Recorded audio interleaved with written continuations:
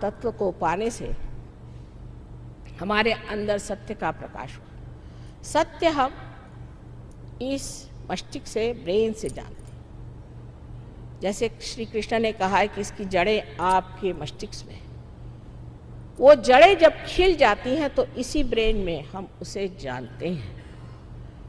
और सत्य जब जाना जाता है उसकी पूरी मशीनरी यहाँ ब्रेन में बताती है, जताती है कि ये सत्य है। हमारे उंगलियों में इसका ज्ञान होता है। और जिस प्रकार हम कह सकते हैं आंख बंद करके कि ये माइक है, उसी प्रकार हम आंख बंद करके कह सकते हैं कि ये आदमी कैसा है या हमारी हालत क्या। तो सत्य, ये जो बुद्धि पहले आपको बिल्कुल ही सीमित थी, वो असीम में उतर जाती है और इसीलिए इसे कहते हैं प्रबुद्ध। इसी को बुद्ध होना कहते हैं। बुद्ध ने भी कहा है कि बुद्धम शरणम गच्छामि, ये बुद्ध को शरण जाओ, माने ये कि तुम बुद्ध गति आओ, बुद्ध के गति पे आओ। बुद्धम शरणम गच्छामि, धम्मम शरणम गच्छामि, बैलेंस में आओ, धम्मम शरणम गच्छामि। और अंत में उन्होंने कहा है संघम शरणम गच्छामि, माने कलेक्टिविटी में आओ।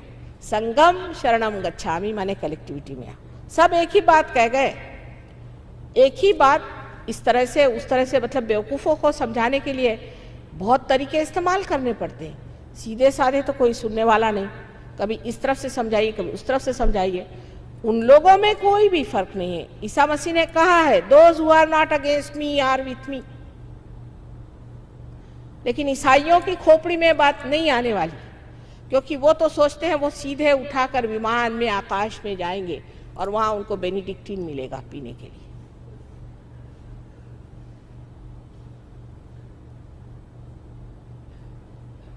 ये जो हमारी दशा है कि हम इस तरह से अंधाकुरण करके और अंधे जैसे इन सब चीज़ों में बहक रहे हैं। धर्म तो हमारे पेट में बैठा हुआ है, यहाँ पर धर्म है। इसकी 10 आपसे मैंने बताया वैलेंसीज है। और इससे जब आप च्युत हो जाते हैं तो आप अधर्मी हो जाते हैं, अमानव हो जाते हैं। लेकिन ये जब धर्म ठीक से बैठ जाता है तभी आपका उत्थान हो सकता है। तो आप सत्य को जानते हैं, सत्य को जानते हैं, आपका जो चित्त है वो आलोकित हो जाता है, तो आप चित्तमय हो जाते हैं। इसलिए आप सत्य चित्त हो जाते हैं और आपका हृदय आनंद से भर जाता है। सुख और दुख एक ही कॉइन के 2 हिस्से हैं। एक ही रुपया, एक तरफ राजा और एक तरफ लिखा हुआ। इसी प्रकार है, एक तरफ रोना और एक तरफ गाना। सुख और दुख एक ही साथ चलते। आज कोई आदमी सुख पे चढ़ा तो दुख में उतरेगा, फिर सुख पे चढ़ा फिर दुख में उतरेगा। आशा निराशा के इस झगड़े में ही मनुष्य झमेले में पड़ा रहता है। लेकिन आनंद एकमेव होता है, उसमें सुख और दुख का विभाजन नहीं।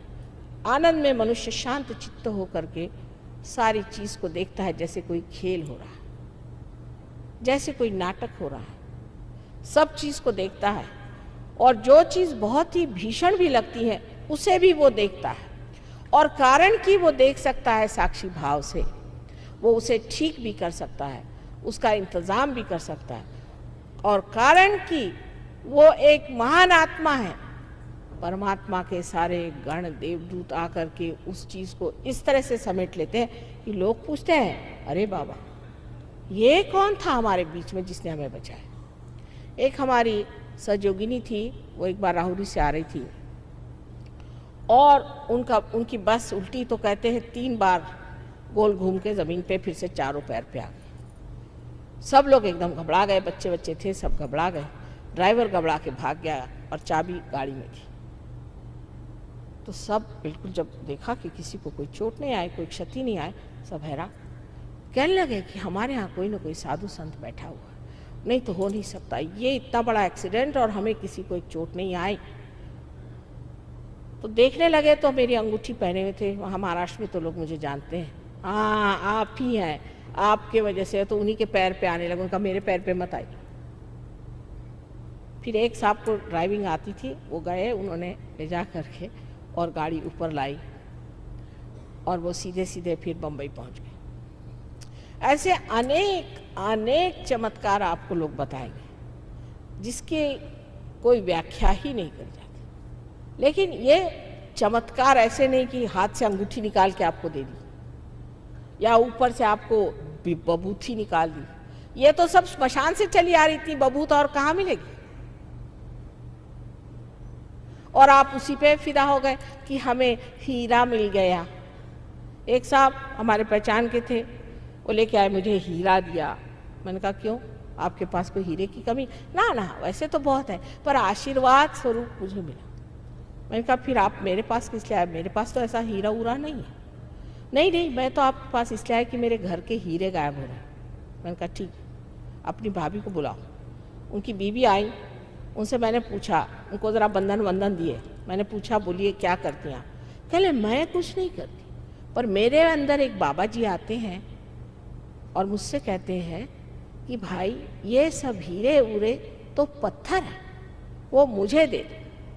मैंने कहा वाह, आप तो घर गृहस्थी की औरत हैं, आप जिस घर में रहती हैं, जिस गृहिणी के आप हैं, जिस तरीके से घराने में रहना है, उसमें आपको दो चार हीरा उरा तो पहनना ही पड़ेगा। आप बड़े घर की लक्ष्मी हैं, आप तो नंगे हाथ तो घूम नहीं सकती।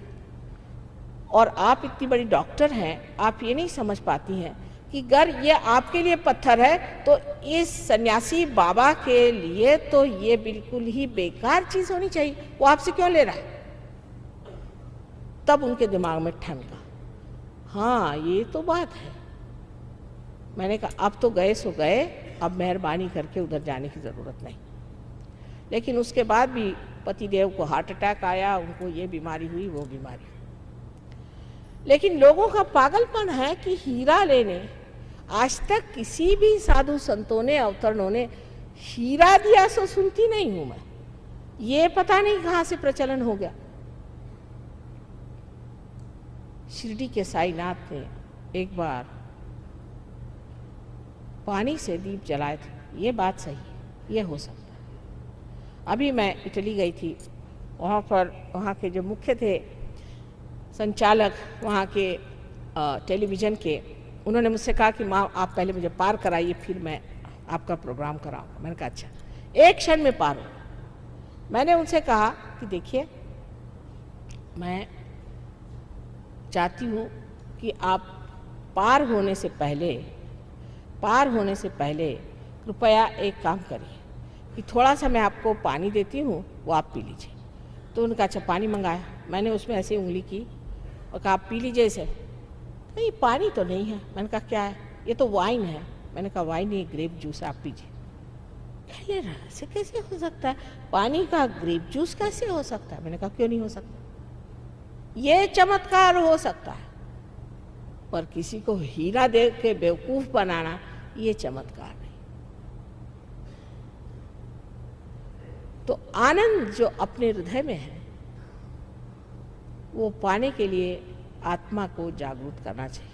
आत्मा क्षेत्रज्ञ है, वो सारे क्षेत्र को जानते हैं और वहाँ से वो देखते रहते हैं। लेकिन जब कुंडलिनी की आभा वहाँ पहुँचती है तो सारा ही क्षेत्र आलोकित हो जाता है, मनुष्य का जीवन ही बदल जाता है, उसकी सारी जो प्रायोरिटीज़ है वो बदल जाती है और वो एक नए तरह के जीवन में उतरता है, उसका परिवर्तन हो जाता है। इस परिवर्तन का होना नितांत आवश्यक है। आज हम देख रहे हैं कि दुनिया में कोई भी चीज़ पकड़ी नहीं जाती, समझ ही नहीं आता कि ज़मीन है कहाँ, हम कहाँ खड़े हैं। ये ज़मीन आपकी आत्मा है जिसे आपको खोजना है और पाना है, और पाने के बाद उसमें स्थित होना है।